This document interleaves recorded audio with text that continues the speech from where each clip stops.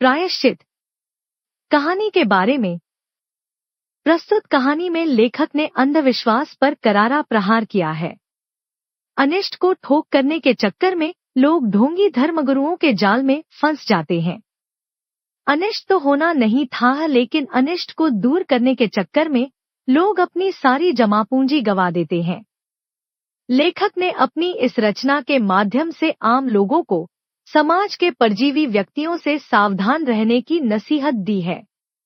अंधविश्वास को उजागर करने वाली इस कहानी के बारे में विस्तृत जानकारी पाठ को पढ़कर प्राप्त करते हैं। अगर कबरी बिल्ली घर में किसी से प्रेम करती थी तो रामू की बहू से, और अगर रामू की बहू घर भर में किसी से घृणा करती थी तो कबरी बिल्ली से। रामू की बहू 2 महीने हुए मायके से पहली बार ससुराल आई थी। पति की प्यारी और सास की दुलारी 14 वर्ष की बालिका। भंडारघर की चाबी उसकी करधनी में लटकने लगी। नौकरों पर उसका हुक्म चलने लगा और रामू की बहू ही घर में सब कुछ। सास ने माला ली और पूजा पाठ में मन लगाया, लेकिन वह ठहरी 14 वर्ष की बालिका कभी भंडारघर खुला पड़ा है तो कभी भंडारघर में बैठे बैठे सो गई। कबरी बिल्ली को जब मौका मिला वह घी दूध पर जुट गई। रामू की बहू की जान आफत में और कबरी बिल्ली के छक्के पंजे। रामू की बहू हांडी में घी रखते रखते ऊंच गई और बचा हुआ घी कबरी के पेट में। रामू की बहू दूध अलमारी में रखना भूल गई और दूध नदारद। अगर यह बात यहीं तक रह जाती तो भी बुरा न था। कबरी रामू की बहू से कुछ ऐसा परज गई थी कि रामू की बहू के लिए खाना पीना भी दुश्वार। रामू की बहू ने कमरे में रबड़ी से भरी कटोरी रखी और रामू जब घर आए तब कटोरी साफ चटी हुई। बाजार से बालाई आई और जब तक रामू को बहू ने पान लगाया बालाई गायब। रामू की बहू ने तय कर लिया था कि या तो वह घर में रहेगी या फिर कबरी बिल्ली ही। मोर्चाबंदी हो गई और दोनों सतर्क। बिल्ली फंसाने का कटघरा आया। उसमें दूध, मलाई, चूहे और भी कई बिल्ली को स्वादिष्ट लगने वाले विविध प्रकार के व्यंजन रखे गए, लेकिन बिल्ली ने उधर निगाह तक न डाली। इधर कबरी ने सरगर्मी दिखलाई। अभी तक तो वह रामू की बहू से डरती थी, पर अब वह साथ लग गई, लेकिन इतने फासले पर कि रामू की बहू उस पर हाथ भी न लगा सके। कबरी के हौसले बढ़ जाने से रामू की बहू का घर में रहना मुश्किल हो गया। उसे मिलती थी सास की मीठी झिड़कियां और पतिदेव को मिलता था रूखा सूखा भोजन। एक दिन रामू की बहू ने रामू के लिए खीर बनाई। पिस्ता, बादाम, मुखाने और तरह तरह के मेवे दूध में औटाए गए। सोने का वर्क चिपकाया गया और खीर से भरकर कटोरा कमरे के एक ऐसे ऊंचे ताक पर रखा गया जहां बिल्ली न पहुंच सके। रामू की बहू इसके बाद पान लगाने में लग गई। उधर बिल्ली कमरे में आई। ताक के नीचे खड़े होकर उसने ऊपर कटोरे की ओर देखा। सूंघा, माल अच्छा है। ताक की ऊंचाई अंदाजी और देखा कि रामू की बहू पान लगा रही है। पान लगाकर रामू की बहू सास को पान देने चली गई और कबरी ने छलांग मारी। पंजा कटोरे में लगा और कटोरा झनझनाहट की आवाज के साथ फर्श पर आ गिरा। आवाज रामू की बहू के कानों में पहुंची। सास के सामने पान फेंककर वह दौड़ी। क्या देखती है कि फूल का कटोरा टुकड़े टुकड़े, खीर फर्श पर और बिल्ली डटकर खीर उड़ा रही है। रामू की बहू को देखते ही कबरी चंपत हो गई। रामू की बहू पर खून सवार हो गया। न रहेगा बास न बजेगी बांसुरी। रामू की बहू ने कबरी की हत्या लिए कमर कस ली। रात भर उसे नींद न आई। किस दांव से कबरी पर वार किया जाए कि वह फिर जिंदा न बचे, यही पड़े पड़े सोचती रही। सुबह हुई और देखती है कि कबरी दहरी पर बैठी बड़े प्रेम से उसे देख रही है। रामू की बहू ने कुछ सोचा, इसके बाद मुस्कुराती हुई वह उठी। कबरी रामू की बहू के उठते ही खिसक गई। रामू की बहू एक कटोरा दूध कमरे के दरवाजे की दहरी पर रखकर चली गई। हाथ में पाटा लेकर वह लौटी तो देखती है कि कबरी दूध पर जुटी हुई है। मौका हाथ में आया देख, सारा बल लगाकर पाटा उसने बिल्ली पर पटक दिया। कबरी न हिली न डुली, न चौंकी न चिल्लाई, बस एकदम उलट गई। आबाद जो हुई तो महरी झाड़ू छोड़कर, मिश्रानी रसोई छोड़कर और सास पूजा छोड़कर घटनास्थल पर उपस्थित हो गई। रामू की बहू सर झुकाए हुए अपराधिनी की भांति सारी बातें सुन रही थी। महरी बोली, अरे राम, बिल्ली तो मर गई। माँ जी, बिल्ली की हत्या बहू से हो गई, यह तो बहुत बुरा हुआ। मिश्रानी बोली, माँ जी, बिल्ली की हत्या और आदमी की हत्या बराबर है। हम तो तब तक रसोई न बनाएंगी जब तक बहू के सर हत्या रहेगी। सास बोली, हाँ ठीक तो कहती हो, जब तक बहू के सिर से हत्या न उतर जाए तब तक न कोई पानी पी सकता है, न खाना खा सकता है। बहू, यह तुमने क्या कर डाला? महरी ने कहा, फिर क्या कहती हो? कहो तो पंडित जी को बुला लाओ। सास की जान में जान आई। अरे हाँ, जल्दी दौड़ के पंडित जी को बुला ला। बिल्ली की हत्या की खबर बिजली की तरह पड़ोस में फैल गई। पड़ोस की औरतों का रामू के घर में तांता लग गया। चारों तरफ से प्रश्नों की बौछार और रामू की बहू सर झुकाए बैठी रही। पंडित परमसुख को जब यह खबर मिली, उस समय वे पूजा कर रहे थे। खबर पाते ही चे उठ पड़े। पंडिताइन से मुस्कुराते हुए बोले, भोजन मत बनाना। लाला घासीराम की पतोहू ने बिल्ली मार डाली, प्रायश्चित होगा, पकवानों पर हाथ लगेगा। पंडित परमसुख चौबे छोटे से मोटे से आदमी थे। लंबाई 4 फीट 10 इंच और तोद का घेरा 58 इंच।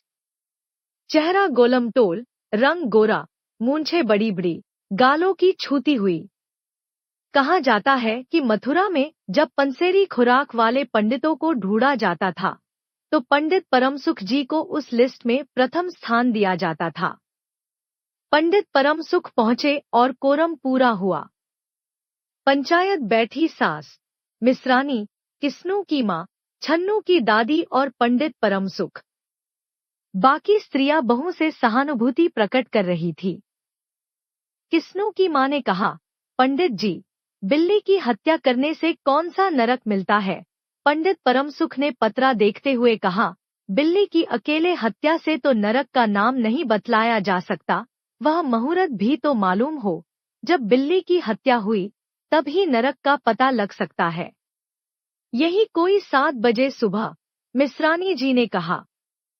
पंडित परमसुख ने पत्रे के पन्ने उल्टे, अक्षरों पर उंगलियां चलाई, माथे पर हाथ लगाया और कुछ सोचा।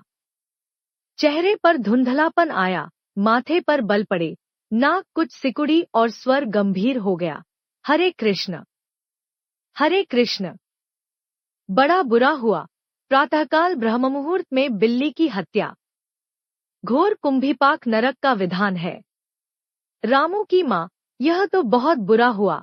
रामू की माँ की आंखों में आंसू आ गए। तो फिर पंडित जी, अब क्या होगा, आप ही बतलाएं।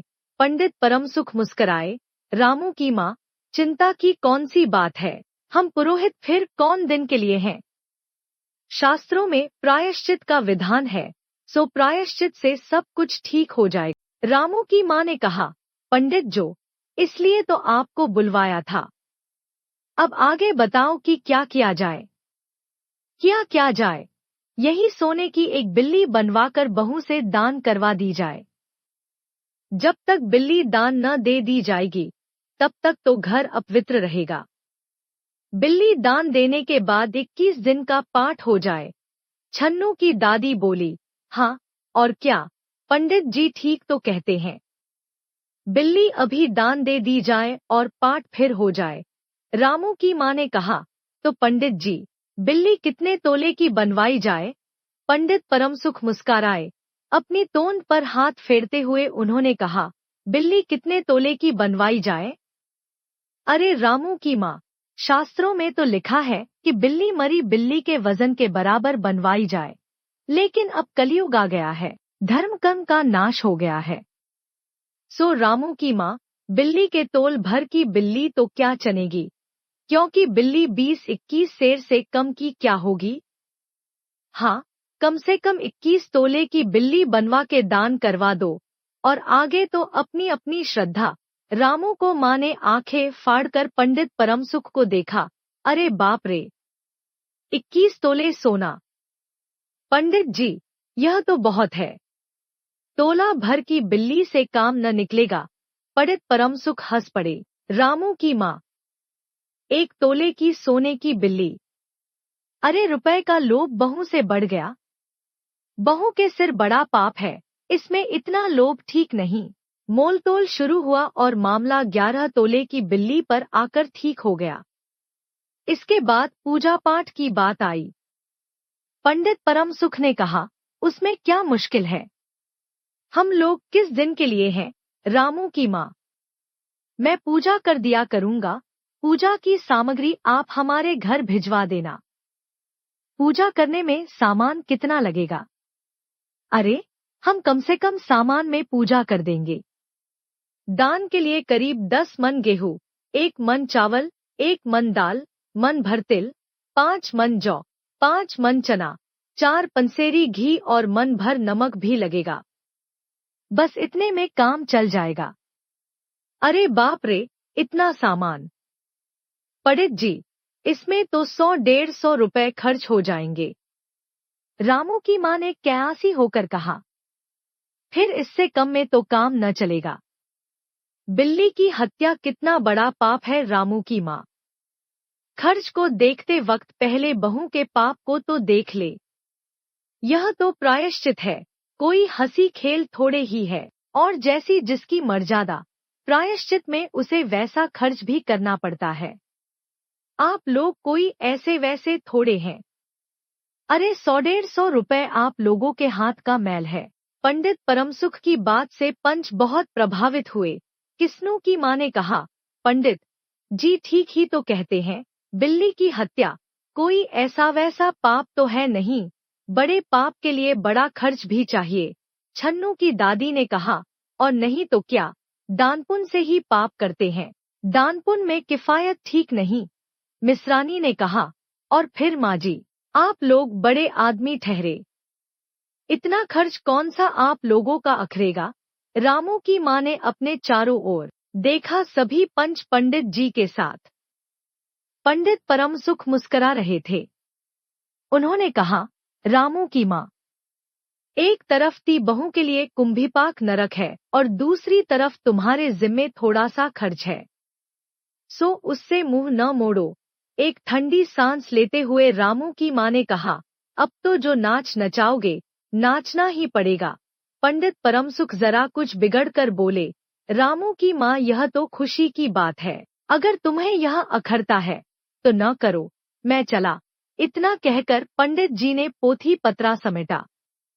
अरे पंडित जी, रामू की माँ को कुछ नहीं अखरता, बेचारी को कितना दुख है, बिगड़ो ना। मिश्रानी, छन्नू की दादी और किस्नू की माँ ने एक स्वर में कहा। रामू की माँ ने पंडित जी के पैर पकड़े और अब तो पंडित जी ने भी जमकर आसन लगाया। और क्या हो, रामू की माँ ने कहा, 21 दिन के पाठ के 21 रुपए और 21 दिन तक दोनों समय 5-5 ब्राह्मणों को भोजन करवाना पड़ेगा।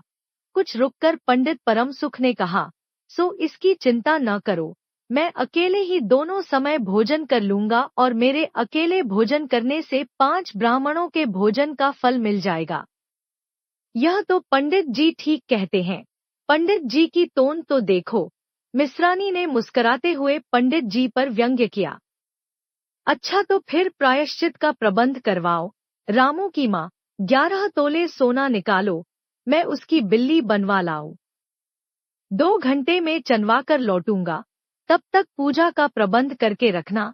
और देखो, पूजा के लिए। पंडित जी की बात खत्म भी न हुई थी कि महरी हाफती हुई कमरे में घुस आई और सब लोग चौंक उठे। रामू की माँ ने घबराकर पूछा, अरे अब क्या हुआ री? महरी ने लड़खड़ाते स्वर में कहा, माँ जी, बिल्ली तो उठकर